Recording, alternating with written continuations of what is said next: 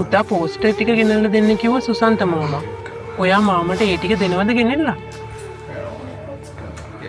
මල්ලි කරත්තර යන්න ඕනේ නේද බා? ඕක ඔය පොඩි උන්ට දීලා ගිහින් වරෙන්කෝ ඉක්මනට. මේකේ අන්තිම ටික මං ඉවර කරලම යන්න.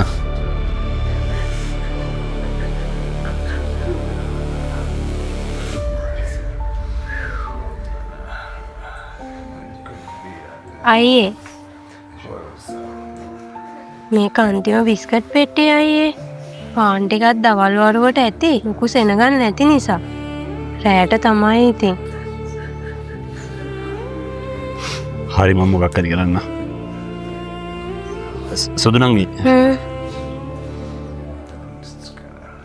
මට උදව්වක් කරපන්.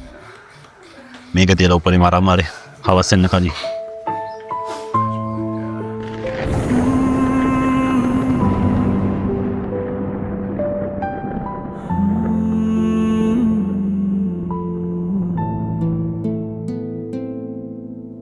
වැස්සට කලිනුයි කලුනේ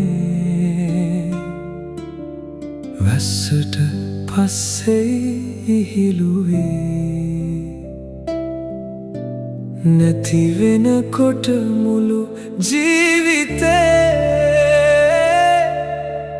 පන ටික විතරයි අන්තිමේ